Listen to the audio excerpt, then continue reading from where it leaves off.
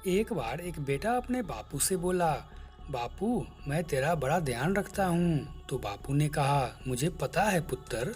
तो बेटा बोलता है, बापू तूने बोला था ना कि 12वीं में पास होने पर तुझे बाइक दिलाऊंगा। तो बापू ने कहा, हाँ पुत्र मैंने तो कहा था। तो जाट ने बोला, ले लो पैसे बच गए तेरे। बापू ने फिर दौड़ा दौड़ा कर लठ मार लगाया। एक बार पप्पू चोरी के केस में पकड़ा गया। पप्पू बोलता है, मुझे छोड़ दो जज साहब, मैं बिल्कुल बेकसूर हूँ। तो जज ने कहा, खामोश, चोरी क्यों की तुमने? तो पप्पू ने कहा, साहब मैंने तो कुछ नहीं किया। तो जज ने कहा, मैंने तुझे पहले भी कहीं देखा है। तो पप्पू ने कहा, जी साहब देखा होगा आपने, बिल्कुल देखा होगा, मैं देसी दारू के ठेके के सामने ही पकौड़ी बेचता हूँ।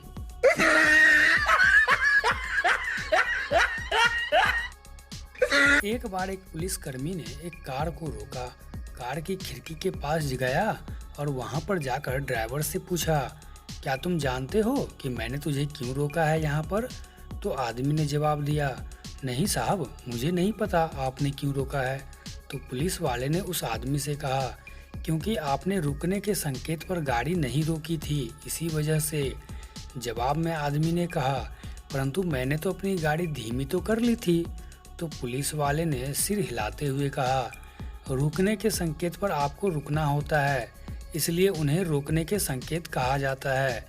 उस पर वह आदमी कड़क आवाज में जवाब देकर बोलता है, रुकने और धीरे होने में कोई खास फर्क तो नहीं है। यह सुनकर पुलिस वाले की चढ़ गई। उसने अपना डंडा निकाला और उस आदमी से बोलता है, रुको मैं तुम्हें फर्क अभी दिखाता हूँ। अब मैं तुम्हें इस डंडे से पीटूंगा और तुम मुझे बताना कि मैं रुक जाऊं या धीरे धीरे पिटाई करूं।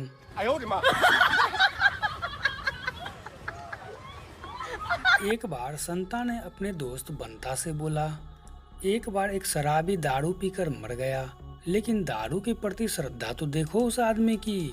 वह मरते वक्त यह ही बोला, शराब तो ठीक थी पर लीवर ही कमजोर निकला।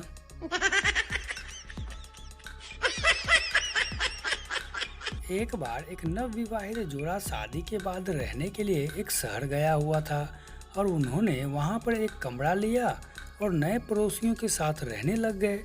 एक सुबह महिला ने देखा कि उनकी जो पड़ोसन थी उसने कपड़े धोकर बाहर सुखाने के लिए डाले हुए हैं।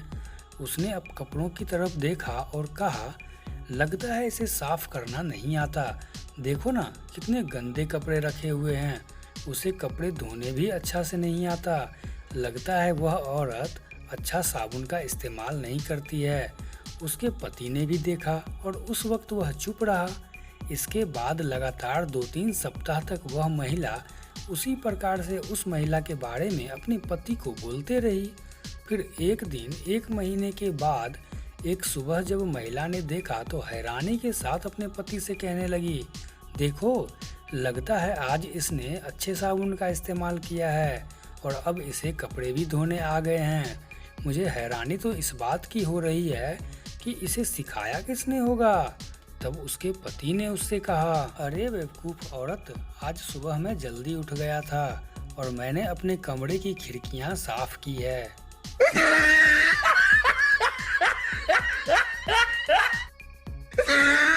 एक बार एक चोर घर में चोरी करने गया। तिजोरी पर लिखा हुआ था, तिजोरी को तोड़ने की जरूरत नहीं है, यहाँ पर एक नंबर लिखा हुआ है 6783। उस नंबर पर नंबर लगाओ और सामने वाला लाल बटन को दबाओ। जैसे ही उस आदमी ने नंबर लगाने के बाद बटन दबाया तो अलार्म बजने लगा और पुलिस पहुंच गई। जाते वक्त चोर सेठ से बोलता है, आज मेरा इंसानियत से विश्वास ही उठ गया। No, no, no, no.